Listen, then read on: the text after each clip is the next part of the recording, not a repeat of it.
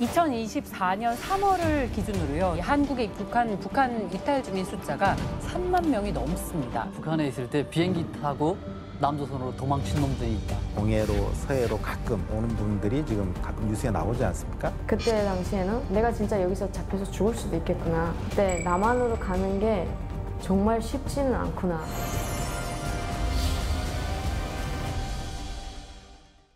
북한의 실상을 제대로 마주봅니다. 페이스북. 북한 체제에 반발해서 탈북을 결심하는 사람들이 계속해서 늘고 있습니다. 이 덕분에 북한의 실상과 인권 문제 등 전 세계에 관심이 집중되고 있습니다. 이 모든 것은 목숨을 걸고 탈북한 우리 북한 이탈 주민들의 증언들 덕분인데요. 그래서 오늘은 살기 위해 목숨을 건 탈북 이야기를 해보려고 합니다.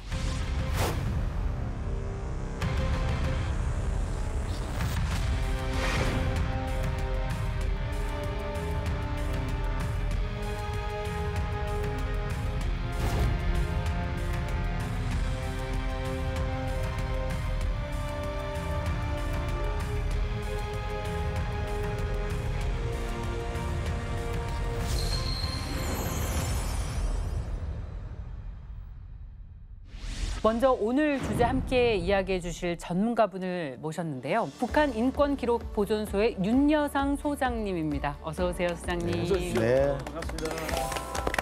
북한 이탈 주민 박유성 씨인데요. 이분은 실제로 북한에서 온 대표 미남이다라고 스스로를 소개하고 계신 우리 유성 씨 오늘 함께하게 돼서 너무 반갑고요. 그리고 류성현 씨 모셨습니다. 반갑습니다. 네, 반갑습니다. 네, 저는 북한 연구소에서 국제활동팀 연구원으로 북한 인권에 대해서 이제 전 세계에 알리고 있는 일을 하고 있습니다. 네, 저는 대한민국을 향해서 총뿌리를 내대고 있는 북한군에서 무려 만 7년 동안 군복무를 했고요. 네, 그리고 2019년에 우리 군의 중부전선을 통해서 대한민국으로 귀순을 했습니다. 저 한국 처음 온 게 2009년도였으니까 네. 혹시 뭐 한국 생활에 대해서 뭐 궁금한 게 있으면 저한테 물어봐 주세요. 네. 네. 선배. 그리고 어디 미국에서 예, 그쪽. 예. 네, 그 북한에서 이야기하는 미국 놈이었네. 그렇죠. 예. 이제 예. 승향이 미 제국주의하고 양코백이. 유성 씨랑 잘 아는 사이인데 처음 저 보자마자 미제 승냥이라고 한 적이 있어요. 생방 도중에. 그래서 좀 당황하면서 어떻게 대답할까 하다가 이북에서 온 놈이다. 근데 뭐 적절한 대답인지 모르겠네요. 네. 욕 많이 먹은 걸로 기억하고 있어요. 네. 놈이네. 네. 우리 소장님이 북한 이탈 주민 관련해서 국내에서 최초로 박사학위를 받으셨고 또 하나원에서 1기부터 북한 이탈 주민을 상대로 한국 정착을 위해서 강의를 하셨습니다. 그러니까 우리 소장님을 거치지 않은 북한 이탈 주민은 없습니다. 네, 저도 처음으로 소장님을 하나원에서 뵀었죠. 기억나요? 네, 소장님이 뭔가 공부하신 분들이 대체로 북한에서는 머리가 휘고 때로 머리가 벗어지고. 아니 왜 갑자기 외모 공격을 하세요? 하나온 초기에는 그렇지 않았어요. 최근에 이런 것이죠. 우리가 하도 애를 먹여서 날이 갈수록 이렇게 돼버렸어요. 근데 너무 이게 민감하게 안 대하셔도 됩니다. 북한에서는 미의 기준이 머리가 벗어지고 배 나온 사람입니다. 거짓말. 간부의 정말요? 하나의 기준일 수 있습니다. 간부 기준. 일단 잘 먹어야 하니까요. 영양 상태가 좋아야 하니까 간부들의 상징이죠. 2024년 3월을 기준으로요. 통일부의 통계에 따르면 이 한국에 입국한 북한 이탈 주민 숫자가 34,121명이에요. 이 탈북을 꿈꾸는 분들은 사실은 이거보다 훨씬 더 많을 거예요. 그렇죠, 소장님? 그렇죠. 48년 8월 15일 남한 정부 수립되고 9월 9일 북한 정부 수립된 그날부터 북한 이탈 주민 숫자가 발생하거든요. 사실은. 네. 그런데 1990년까지는 600명 정도 왔으니까 1년에 한 10명, 15명 정도 오신 거예요. 진짜 극소수였네요. 그렇죠. 그때 오신 분들이 이제 현역 군인들이 군사분 계선에서 우리 유성현 선생님처럼 군사분 계선에 있던 군인이 한국에 군사분 계선 넘어온 것이 한 97% 정도. 그래서 진짜요? 현역 군인이고 남자죠. 이런 사람들이 대부분이어서 그래서 기순 용사라고 부르고 국방부에서 대우를 굉장히 높게 했어요. 이제 이웅평 씨 같은 경우는 83년에 미거기를 몰고 미그 19기를 몰고 지난 2월 25일 월남 귀순한 이웅평 대위의 기자회견이 서울 세종문화회관에서 있었습니다. 지금 북에서는 당장 남에서 쳐들어온다고 이런 사상으로 다 주민들을 무장시키고 있습니다. 또 1950년 6.25 전쟁도 남에서 먼저 친 것으로 다 알고 있습니다.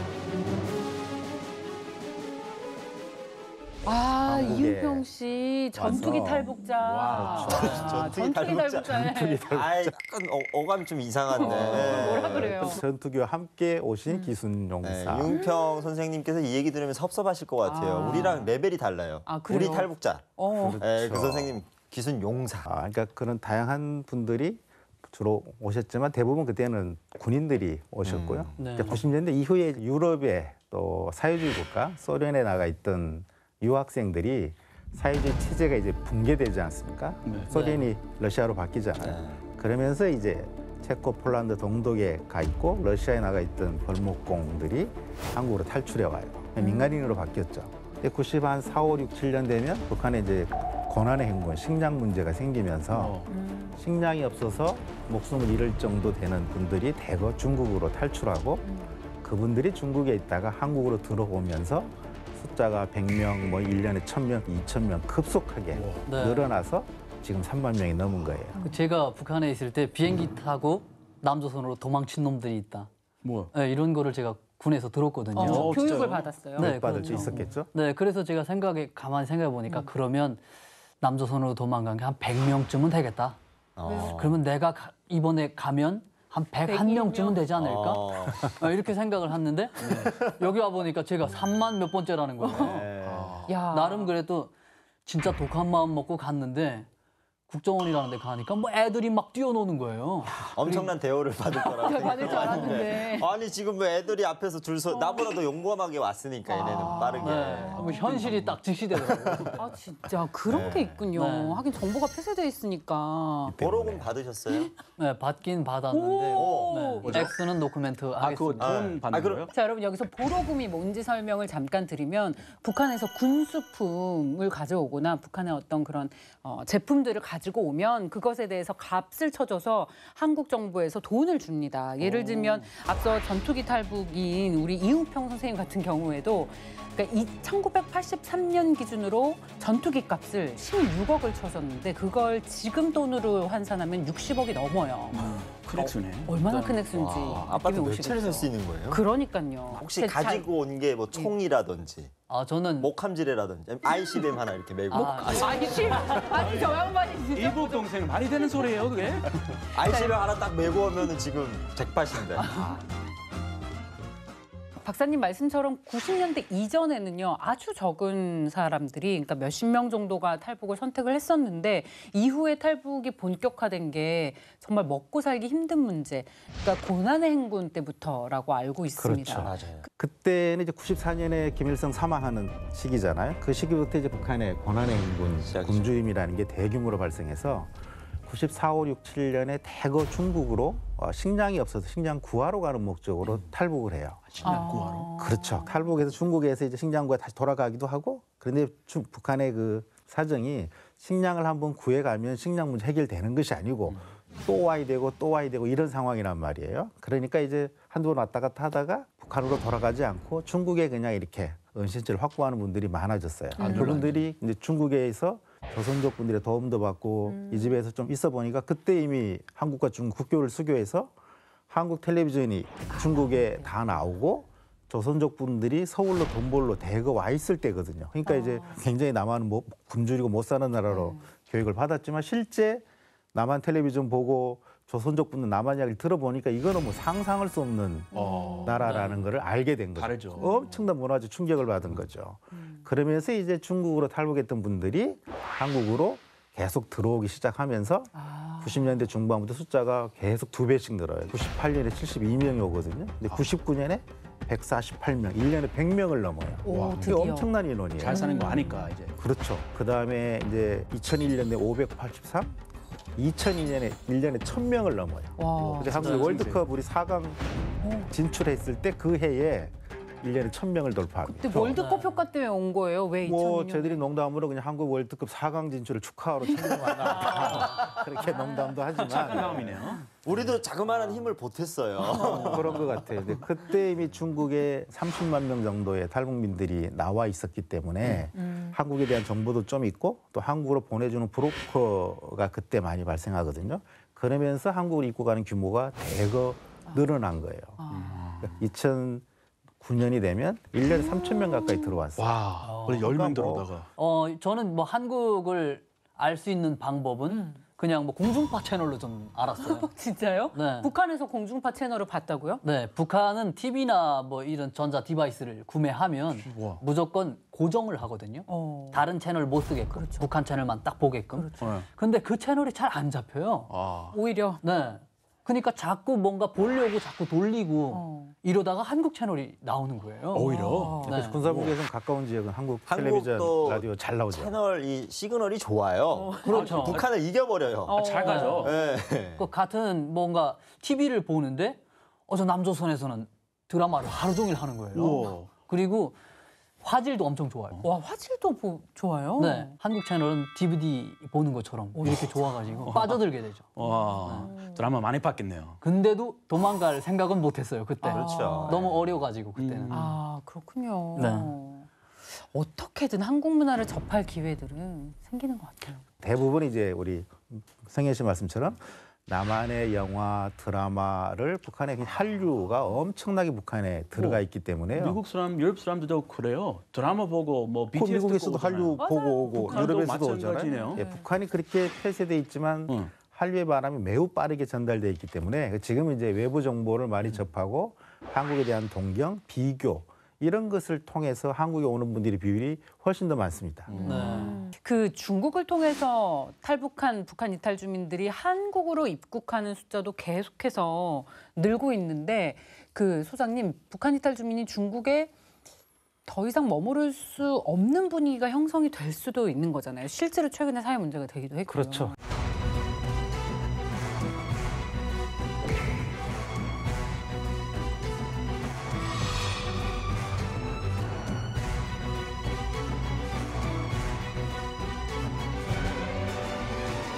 굉장히 안타까운 거죠. 사실 이제 생존을 위해서 우리 북한 주민들이 중국으로 많이 넘어갔는데 그럼 이제 가장 기본 인도적인 보호 조치 정도는 해줘야 하는 거잖아요. 그런데 중국은 90년대부터 지금까지도 탈북자분들은 모두 불법 월경자다. 불법 체류자, 불법 월경자라고 해서 모두 체포하고 단속해서 강제 송환을 하고 있거든요. 그러니까 중국에 사실은 한국에 들어오신 탈북민의 70% 이상은 남자가 아니라 여성분들이에요. 90년대까지는 남성이 95% 이상이었는데 네. 그 뒤에는 이제 여성들이 쭉 늘어나서 2002년에 남녀 성비가 역전이 됩니다. 아, 추세 네. 바뀌었네요. 예, 지금은 72%, 74% 가까이 여성이거든요. 왜 여성이 많냐면 왜요? 중국으로 식량을 구하러 온 분들의 절대 다수가 여성이었어요. 북한은 식량을 떨어져 식량을 구하고 가정을 책임지는 게 남성이 아니고 여성이 책임이 있거든요. 네. 그래서 여성들이 식량을 구하러 왔는데 뭐 일부는 잡혀서 이렇게 팔려가는 경우도 있었겠지만 훨씬 더 많은 경우는 북한에서부터 식량이 없고 북한에 도저히 살 수가 없으니까 자신이 중국으로 이렇게 뭐 팔려간다고 하면 표현이 좀 그렇지만 중국으로 시집을 간다 또는 중국의 일자리를 누가 소개해 준다 그렇게 해서 넘어간 사람이 많아요. 막상 가서 보니까 그것이 자기가 팔려가는 거고 일자리라고 하는 것을 준다고 했는데 그게 농촌에 이제 결혼 못한 남자한테 보내서 속아서. 예, 그런 경우가 이제 속아서 간 경우 또 약간 알면서도 어쩔 수 없이 받아들일 수밖에 없는 그런 경우가 굉장히 교수님 많죠. 말씀 이제 들어보니까 제가 군복무할 때 이쪽 국경 쪽에서 군대 온 친구들하고 이제 이야기를 하는데 어떤 그 루트를 통해서 인신매매라는 걸 해서 중국에다 사람을 팔아먹는다고 하는 거예요. 그래서 제가 그때 그런 극단적인 생각도 해봤어요. 인신매매 당하고 중국에 가서 정말 인권이 없이 살아가는 것도 극악의 상황이지만 가지 못하고 북한에 머물러 있는 건 더 극악한 인권 상황, 침해 속에 살아가기 때문에 참 이런 이야기랑 들을 때마다 참 마음이 아픕니다. 네. 아프죠. 네, 절실함이 느껴지네요. 말씀 들어보니까. 그래서 2009년에 북한 이탈 주민의 한국 입국 수가 정점을 찍게 됩니다. 2009년 한 해에만요. 무려 거의 3,000명에 가까운 2,914명이 한국으로 왔어요. 유성 씨가 이 정점을 찍을 때 한국에 온 거예요. 제가 딱 2009년에 왔는데 그때가 탈북이 트렌드였습니다. 아, 트렌드, 유행? 그때가 유행이었어요. 가장 많이 온. 네, 왜냐하면 유행의 선두주자였네. 그렇죠. 북한과 중국의 국경이 1,400km예요. 압록강과 두만강이 국경이. 그때 당시에는 국경 수비대가 거의 없었습니다. 오, 네. 프리패스. 그래서 사람들이 두만강에 물 뚫어 나갔다가 양동이 버리고 넘어갑니다. 어머머. 그리고 아침에 갔다가 일하고 저녁에 오는 사람들도 저녁에 있어요. 들어오기도 하고. 와, 네. 쉽게. 일당벌로 갔다 오고. 당일치기 중국까지 갔다가 당일치기로 가능했다는 얘기예요. 네. 그때는. 근데 이제 이거는 국가의 허락을 받지 않는 거예요. 불법입니다. 이걸 이제 전문 용어로 깡도강이라고 합니다. 우리 교수님 아시겠지만. 네. 그래서 깡도강. 깡도강. 사복. 깡으로 도강한다. 강을 도강한다. 건넌다. 네, 깡도강. 이게 이제 한때 유행이었어요. 그래서 많이들 갑니다. 네. 깡도강. 저도 북한을 떠나고 싶지 않았습니다. 너무 힘들긴 하지만 네. 탈북이라는 거는 이제 제가 10년 넘게 국경지대에 살면서 수많은 사람들이 탈북을 하다가 실패해서 오셔가지고 곤욕을 치르는 수많은 광경을 봤어요. 네. 현장에서 강제 처형을 당하는 모습도 봤고 가족이 전체 그냥 정치범 수용소에 하루아침에 끌려가는 모습도 봤고 했기 때문에 저는 겁이 많아서 쉽게 결정을 못 내렸어요. 연기 안 나죠. 네. 그 상황에. 그런데 저희 아버지가 불법적인 일, 북한에서 불법적인 일이죠. 이산가족 찾기라는 일을 하셨어요. 그러셨구나. 네, 그래서 이제 국가에서 못하는 일을 이제 민간이 하신 거죠. 그래서 옛날 주소로 이제 6.25 때 헤어졌던 분들을 찾아서 중국에서 만남을 주선하는 일을 했는데 이걸 하다 보니까 아버지가 이제 남쪽이랑 연락이 되다 보니까 북한에서는 굉장히 심각한 범죄로 취급이 됐어요. 그래서 아버지가 2007년도에 이제 중국으로 숨어 들어갑니다. 중국에서는 남성이 자리를 잡기가 굉장히 어렵습니다. 몇 달 못 버티세요. 그래서 6개월이라는 시간을 버티다가 이제 한국으로 오시게 되는 거죠. 그리고 어머니와 제가 남게 되는데 그때 보이부에서 매일 집으로 찾아옵니다. 북한 집을. 네. 박유성의 북한 집을 방문했어요. 그렇죠. 보이부에서 처음에는 이제 와서 굉장히 그슬리고 그게 안 되니까 몇 달 후에는 협박하고 겁박하고 집에 들어와서 맨날 밥 차리라고 하고 구둣발로 들어오고. 그러니까 이게 북한 정부 보이부가 북한 주민들을 나라를 떠나게끔 자꾸 둥을 떠밀어요. 오히려 네. 괴롭혀서요. 그렇게 보위부 맨날 집으로 이렇게 쳐들어갔다가 그러니까. 힘들어가지고 결국에는 어떻게 어머니 모시고 여기 한국으로 올 결심했어요. 사실 이제 국경지대에 사는 사람들은요, 중국과 그리고 한국이랑 이제 전화 통화가 돼요. 네. 그래서 이제 아버지한테 제가 이제 말씀드렸죠.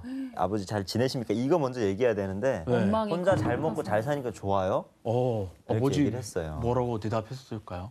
아버지 좋다. 너무 좋다. 너무 다시. 보통 미안하다 아들아. 그러니까. 빨리 와. 근데 어머니가 너무나도 겁에 질리셔가지고 또 자결신경통이라고 한쪽 자리를 거의 못 쓰셨어요. 이 탈북이라는 게 북한을 출발해서 제가 이제 삼국으로 왔는데 6,000km입니다. 아유. 거길 이동을 해야 되는데 어머니의 몸 상태를 거의 불가능한 상태였어요. 신체 상태가. 네. 그리고 이제 제일 두려워하셨던 거는 중국에서 혹시 잡히면 어떡할 거냐. 우리는 2000년 초반에 중국으로 가서 먹고 살기 위해서 가는 길이 아니라 우린 탈북이다. 북한 입장에서 봤을 때 나라를 배신하고 가는 거기 때문에 우리는 잡히면 무조건 총살이나 정치범 수용소다. 그래서 저희 어머니는 목걸이에다가 아편을 이렇게 아이고. 준비를 하셨어요. 마약을. 혹시라도 이제 그런 일이 겪으면 나는 이제 거기서 생을 달리하겠다.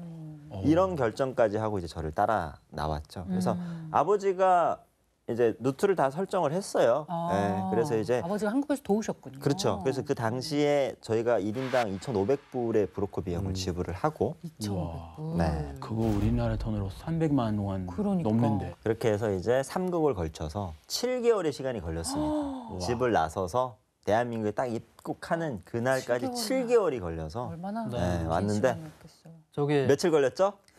제가 이런 말을 합니다. 한국에 전투기 타고 오신 분이 한 3분 정도 있는 걸로 알고 있는데 그 다음에 빨리 온 사람이 나다. 오, 저는 3시간 걸렸어요. 진짜요? 빨리 왔네요, 그래도. 저는 열심히 진짜 태국에서 했구나. 감옥 세날 아니 근데 하고, 유성 씨가 네. 이렇게 너무 밝고 늘 방송에서 너무 그 재치 있는 모습만 보여주셔서 상상을 못했어요. 근데 사실 7개월이 말이 7개월이지 70년 같은 시간을 보내셨을 거예요. 얼마나 정신적으로도 힘들었을 거예요. 성현 씨는 이제 딱 출발해서부터 이제 그냥 잡히면 무조건 이건 정치범 수용생이다라는 게 있는데 저희는 쫄림이 엄청 세요. 국경지대에서 만약에 저희가 잡히잖아요. 그러면은 북한에 만약에 북송이 됐을 때 우리는 아까 얘기한 것처럼 먹고 살기 힘들어서 잠깐 중국에 돈 벌어 왔다. 저는 나라를 배신할 그런 마음이 없었어요. 다시 오겠다. 이런 어떤 변명거리가 있어요. 근데 이제 탈북 루트가 중국 동북 삼성을 걸쳐서 베이징을 걸쳐서 이제 제일 차남단 곤명까지 내려갑니다. 이제 거기서 태국으로 들어가요. 근데 그렇게 하다 보면 우리가 계속해서 중국 내륙으로 들어가는데 거기서 만약에 잡히면 할 얘기가 없는 거예요. 이건 누가 봐도 북한에서 남한으로 가려고 하는 시도. 그래서 우린 중범죄에 해당되는 어떤 몰리카드가 잡히니까. 그래서 시간이 지날수록 긴장감이 더 고조됩니다. 그럼 긴장감. 어디까지 가야 긴장 안 돼요? 저희는 이제 태국이라는 데까지 들어가야 이제 안전한 거예요. 태국. 네. 왜요? 태국이 왜요? 이제 태국은 저희를 난민으로 받아줘서 네, 저희가 원하는 어떤 국가에 이제 보내주는 이제 법을 이제 시행을 하고 있어서 저희의 목적지는 이제 태국으로. 사실 7개월이면 빨리 온 거예요. 소장님, 남일이라고 그렇게 쉽게 얘기하시면 안 돼요. 얼마나 곤욕스러웠는데요. 껌이었다. 통계 조사를 내는 거니까 네. 남성들은 적어도 4년 이상의 평균 중국에 체류를 하고요. 여성들은 8년 이상의 평균 중국 체류 기간을 갖고 있으니까 정말 목숨을 걸고 왔지만 평균 체류 기간으로 따지면 빠른 거예요. 왜냐하면 처음부터 한국행을 목표로 국경을 넘었기 때문에 맞아요. 네. 전문적인 브로커 도움을 통해서 와서 빠른 건데 사실 그 정도면 탈북을 목표로 국경을 넘은 경우에는 빠른 게 아니에요. 정말 빠른 분들은 하루 이틀 만에도 와요. 여권에서 여권 위주에서 비행기를 그렇죠. 타거나 밀항을 하는. 사실 이게 90년대에 일반적으로 쓰던 방법이거든요. 중국을 횡단해서 동남아시아로 갈 수밖에 없어서 시간이 오래 걸린 건데 꽤 그런 측면에서 오래 걸린 겁니다. 고생 그렇죠. 많이 하시고. 네. 아유, 감사합니다. 알아주셔가지고. 사실이거든요. 네. 고생 정말 많이 하시고. 위로가 목숨을 되네요. 건다는 거는 대단하신 건요. 네. 성공했다는 거예요. 그렇죠. 사실 북한에서 중국으로 국경을 넘을 때 체포되는 사람이 상당히 많고요.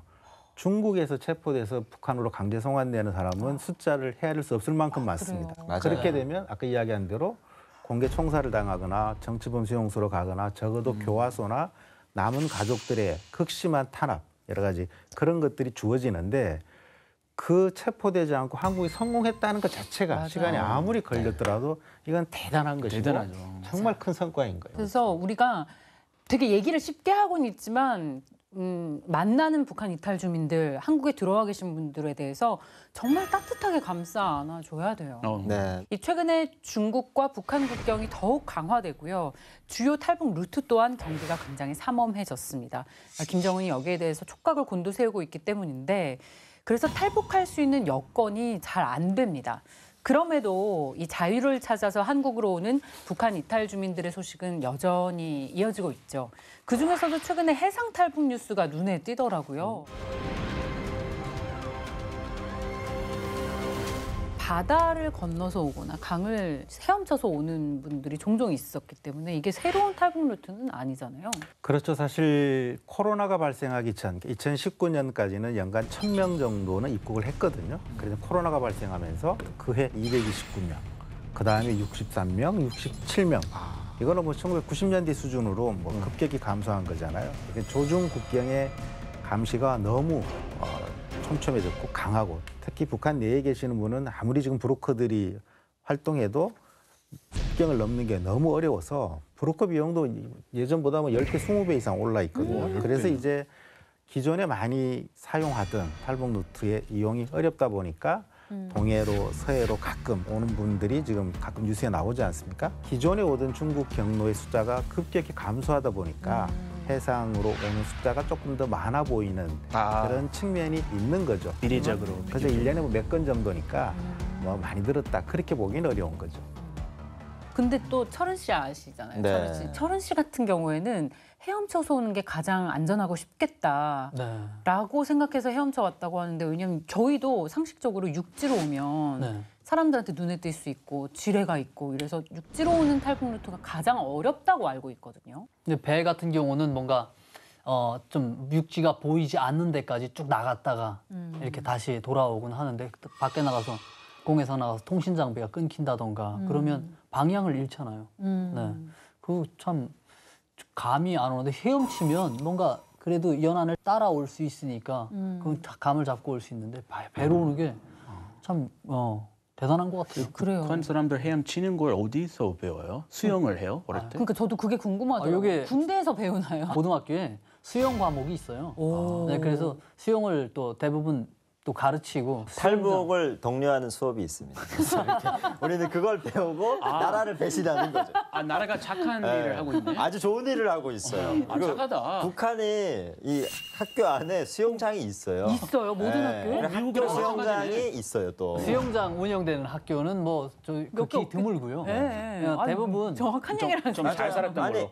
수영장을 운영하는 게 아니라 학교가 운영하는 어떤 강을 막아서 하는 수영장을 정해놓고 있어요. 학교 주변에 강이나 냇가를 내과. 그래서 거기 가서 거기 가서 거기가 하듯이. 네, 거기 가서 정말 생존 수영을 배워요. 키가 뭐 한 5, 6m 되는 물에 다 들어가서 생존 수영을 배웁니다. 그러니까 이것도 군사 훈련의 하나로 볼 수 있겠네요. 네. 그렇죠. 목적은 그건데 그리고- 우리는 이제 다르게 이용하죠. 그리고 삶이 영상인몽이죠. 또 훈련이에요. 삶이. 그렇죠. 우리 여기 제가 여기 한강이랑 다니다 보면 물고기 잡겠다고 뛰어들어가는 사람 없잖아요. 없죠. 근데 북한에서는 뭔가 뭐 끓여 먹을 때 어죽이랑 써 먹을 때 이럴 때 다 남녀 뛰어들어가서 물고기 잡거든요. 그러면서 수영을 자연스럽게 이렇게 체득하게 되죠. 성현 씨도 이제 그 DMZ를 펼치고 왔잖아요. 우리는 산의 지형에 대해서 어렸을 때부터 너무 빠삭해요. 네. 학교에서 어렸을 때부터 계속 산으로 올려보내요. 약초 캐오라. 약초 캐오라, 나무 해오라, 솔방울 주워오라. 다 생존용어로. 다 생존이죠. 네. 근데 이게 이렇게 빛을 발할 줄 누가 알았겠습니까? 아, 빛을 발휘했네요. 네, 탈북으로 빛을 발휘하는 겁니다. 네, 얘기 들어보니까 사람에 따라서 또 상황에 따라서 어떤 기간이냐에 따라서 탈북 추세가 좀 바뀌는 게 아닌가라는 생각이 들어요. 지난해 10월에요. 목선을 타고 넘어와서 속초 근처에서 귀순 신청한 일가족이 있었잖아요. 네. 저희가 그 가족 중에 한 분을 직접 만나봤습니다. 북클립으로 함께 보시죠. 최근 북한 주민들이 바닷길을 통한 탈북 사례가 늘고 있습니다. 사실 해상 탈출로가 새로운 길은 아니었죠. 1960년대부터 1990년대 사이에도 바닷길을 이용한 탈북은 있었는데요. 그 수가 많지는 않더라도 조금씩 꾸준히 이어져 왔습니다. 과거 가장 잘 알려진 사례가 바로 김만철 씨 가족인데요. 1987년 1월, 추운 겨울, 자유가 있는 따뜻한 남쪽을 찾아 한국행을 선택했습니다.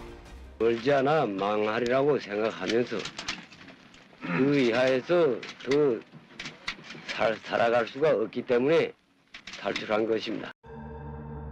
김정은 정권 들어 강화된 국경 경비 탓에 육로를 이용한 탈출이 어려워지자 바닷길을 통해 직접 한국으로 오는 북한 이탈 주민이 더욱 늘어났습니다.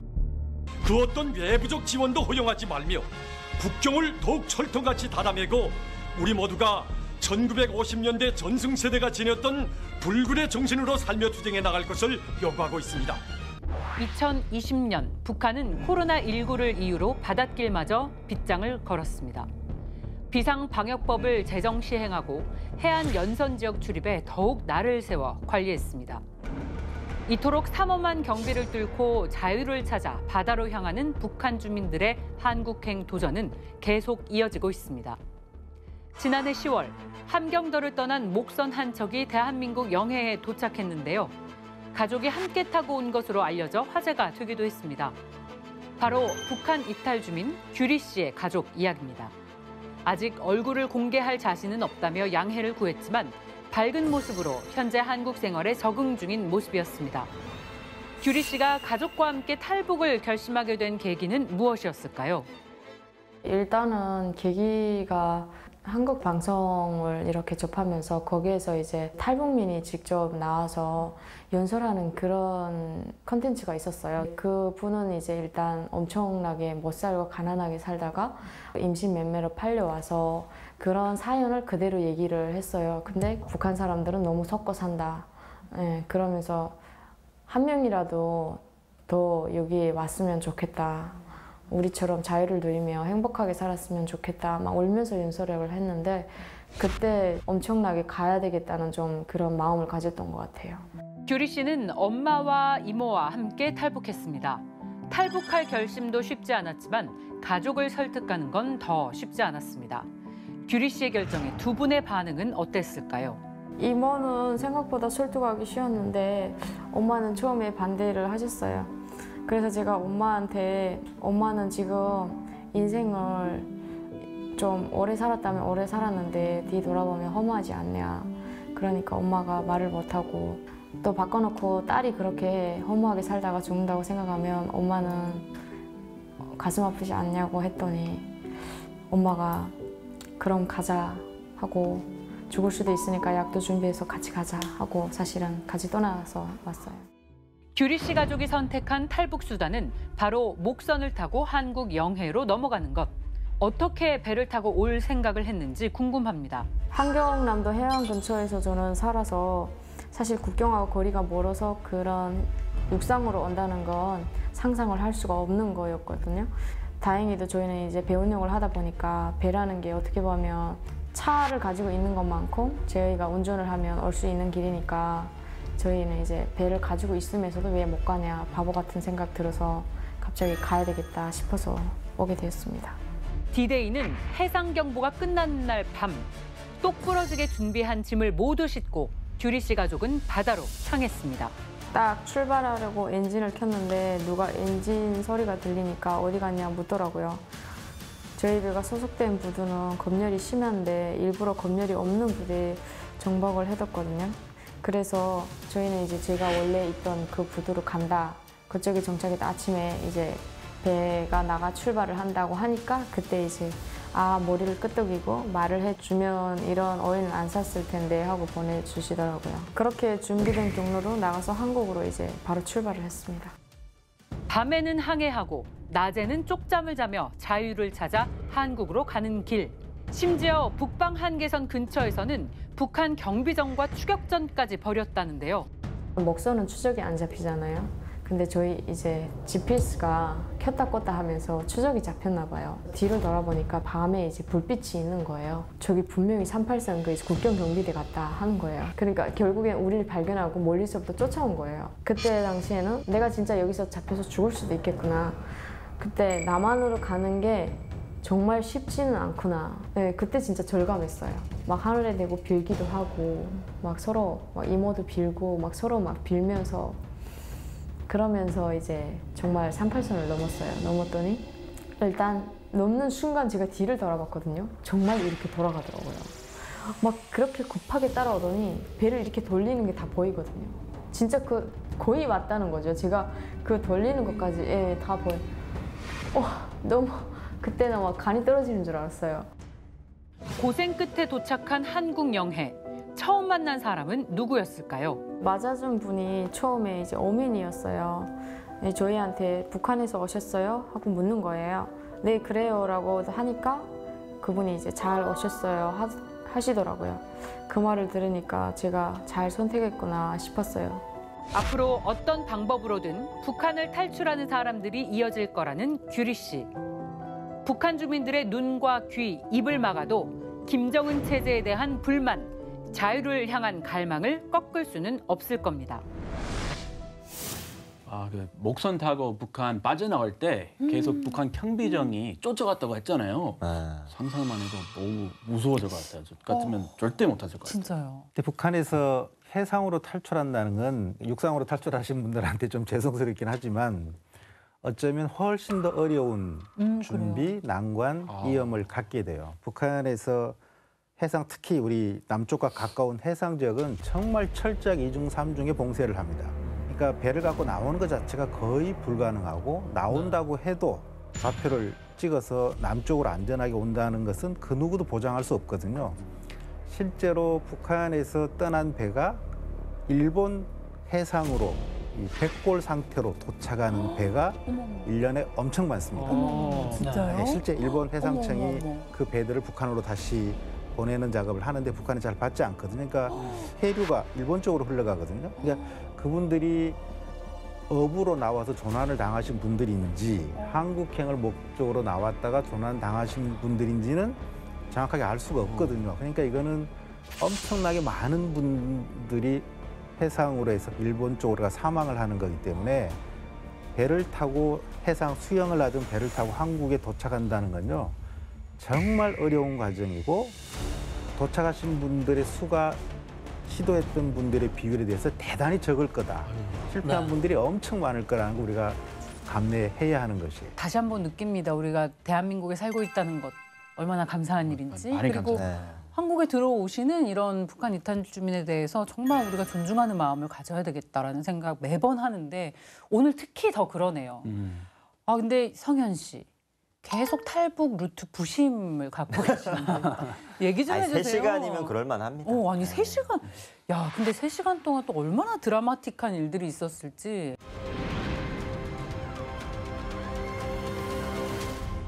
저는 3시간을 위해서 3년을 제가 준비를 봐봐요. 네. 3년을. 그 3년 동안 준비하셨다 했잖아요. 네. 어떤 계기로 탈북을 좀 해야겠다. 한국 공중파 채널도 봤다고 했죠. 아. 네. 그리고 제가 전단지를 꽤 봤어요. 네. 삐라. 네, 삐라를 봤거든요. 남면에서 뿌린 것들. 네, 그렇죠. 강원도 지역이다 보니까 삐라가 상당히 많아요, 거기. 네, 그리고 그 삐라를 딱 보면 한국 사회에 대해서 뭔가 엿볼 수 있는 그런 정보들이 있어요.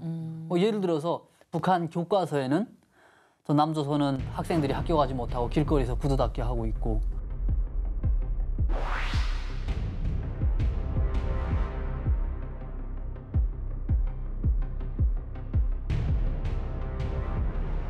이런 거를 가르치는데 전단지에 그런 게 있는 거예요, 삐라에. 지금 대한민국의 경제력은 북한보다 몇십 배 앞서 있다. 이런 게 나오는 거예요. 그러면서 거기 지표, GDP 지표 같은 걸 설명을 했어요. 근데 제가 그때는 이해할 수가 없었죠. 그렇죠. 네, 근데 금액적인 부분으로 대비해 보니까 네. 북한을 상당히 과대평가했더라고요. 네. 가대평가했어요, 우리가.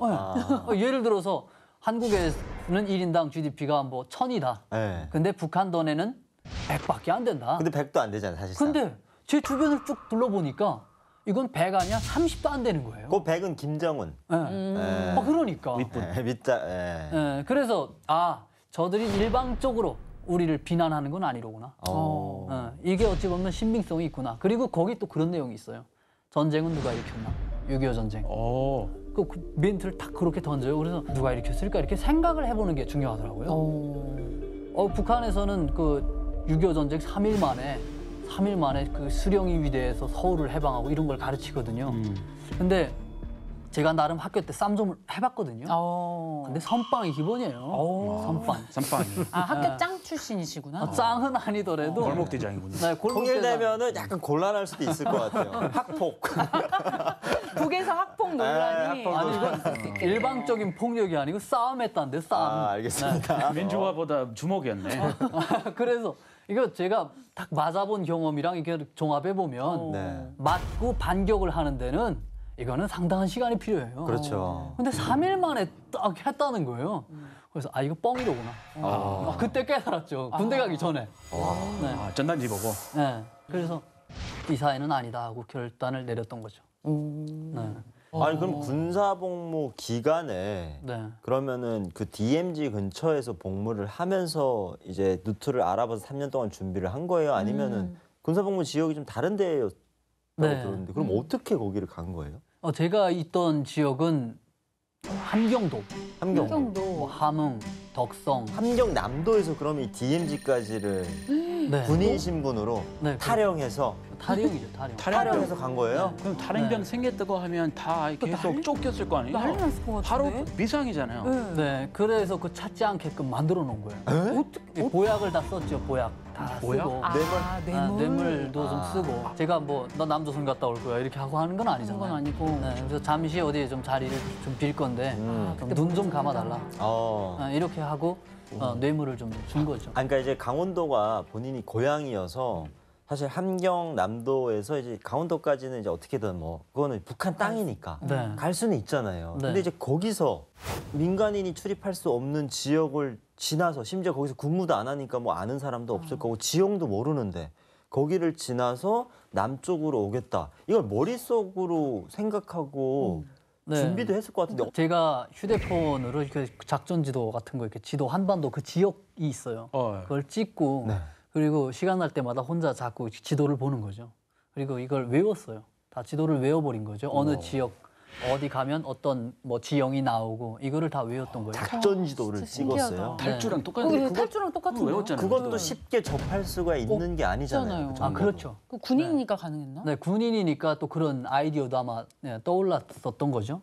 네, 그렇게 공부를 했는데도 방향을 잃어먹었어요. 그렇죠. 네, 밤이어가지고. 아, 그래서 높은데 산에 막 비 올 때 왔거든요, 제가. 비 올 때 산에 높은 산에 막 기어 올라갔죠. 번개 칠 때.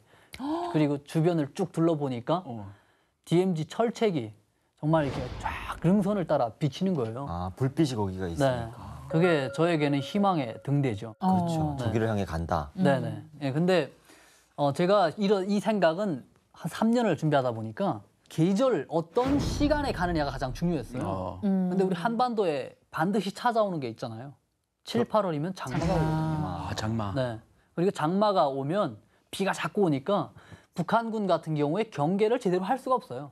그 눈으로 이렇게 보고 귀로 듣는데 빗소리 나고 날씨 어둡고 하면 볼 수가 없거든요. 헷갈릴 수 있죠. 네. 그래서 그 날을 통해서 가야 되겠다고 날짜를 정해서 DMZ 북한을 넘었죠. 북한 철책을. 아니, 철책 어떻게 넘어요? 철책 여기에 쭉 보면 북한에서 흘러내려오는 지류가 몇 개 있어요. 그 지류가 있는데 그 지류를 또 따라가면 물줄기를 따라가면 지뢰를 한 번도 밟지 않고 가겠구나. 그렇게 생각한 거예요, 본인이? 근데 그게 맞아 떨어진 거예요? 네, 그렇죠. 그러니까 제가 장마철에 또 택한 거예요. 물량이 많이 늘어나면 지뢰가 다 떠내려가고 그 물길을 따라 내려가면 대가 다 안전하겠죠. 쭉 내려와서 우리 군의 태평전망대 개선으로 제가 귀순을 했거든요. 근데 북한 군인들은 전혀 모르는데 우리 군은 제가 500m 기선 앞에까지 갔는데 저를 보고 있는 거예요. 한국군이? 네.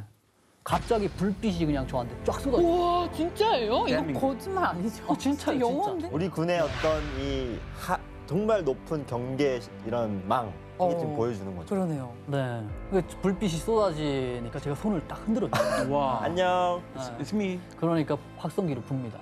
귀순할 의사가 있는가? 너무 소름 끼쳐. 남쪽으로 내려오라. 이렇게 쭉 안내를 합니다. 네. 그래서 앞에까지 쭉 갔는데 철책이 쫙 열리더니 군인들이 한 10여 명 뛰어나오는 거예요. 감동적이야. 네. 그래서 총구를 이제 딱 저한테 들이대는데 뭔가 장비 다 내려놔 이렇게 이야기하더라고요. 그래서 제가 넘어올 때 철책 끊을 수 있는 그럴 장비를 다 가져왔었어요. 그거 다 내려놓고 그리고 팔목에 제가 이거 칼 가져왔던 거 칼 다 내려놓고 딱 있으니까 군인들이 저를 묶더라고요. 그래서 제가 그때 그런 말을 했죠. 난 내 집에 내 발로 찾아왔는데 왜 묵습니까? 네. 야, 멘트 멋있다. 그러니까 내 집에 그분들이- 내 발로 찾아왔다. 전 넘어오기 전부터 대한민국이 내 집이라고 집이다. 생각을 계속 했기 때문에 멘트 준비하고. 네. 그분들이 이렇게 묶을 때 그렇게 말하니까 그분들이 이거는 절차니까 따라줘야 됩니다. 그러더라고요. 그래서 아무 소리 못하고 묶여서 안에 들어갔죠. 들어갔는데 또 금방 풀어지더라고요. 그렇죠. 네. 그래서 무사히 귀순 유도를 잘 해주셔가지고 초인적인 힘을 발휘해서 한국에 오셨다라고 정리할 수 있을 것 같아요. 북한이 국경지대를 봉쇄하고 아무리 처벌을 강화해도 우리 성현 씨처럼 자유를 향한 북한 이탈 주민들의 열망은 막을 수 없습니다. 근데 그 열망이 커지는 만큼 탈북을 저지하는 김정은의 발악 또한 정말 요즘 커지고 있잖아요, 소장님. 예, 뭐 사실은 코로나 시기에 북한이 조중국경을 먼저 봉쇄를 한 거거든요. 그래서 이제 코로나 시기에 북한에서의 생활을 경험하고 한국에 오신 분이 몇 명 없어요. 최근에 그 배 타고 들어온 분 몇 분 있는데 그 시기에 북한에서 어떤 단속이나 통제의 내용을 들어보면 훨씬 더 엄격해졌어요. 그러니까 조중국경의 근처에 가면 발포 명령도 사전에 내려져 있고 북한은 원래 이동을 통제를 잘하는 나라예요. 제도적으로. 그렇죠. 그런데도 더 엄격하게 했기 때문에 그래서 아마 4년 동안은 뭐 거의 탈북을 시도할 수가 없었을 거다. 그리고 일부가 해상으로는 일부 가능했던 것 때문에 몇 건이 한국으로 오신 거죠. 사실 북중 지금 국경 사이에서 북한 국경 경비대가 북한 주민들, 탈북민들을 위해서 엄청난 잔인한 상황들을 벌이고 있어요. 일단 아까 우리 소장님이 말씀하신 것처럼 탈북을 시도하는 사람들을 발견 즉시 사살하라는 김정은의 명령이 떨어졌어요. 옛날에는 국경 경비대가 공포탄을 일단 한 발을 넣습니다. 그리고 위에다가 쏘고 나서 이제 멈추지 않으면 뭐 그 집중 사격을 하는데 그것도 이제 많이 사격을 안 하거나 3발 정도를 쐈어요.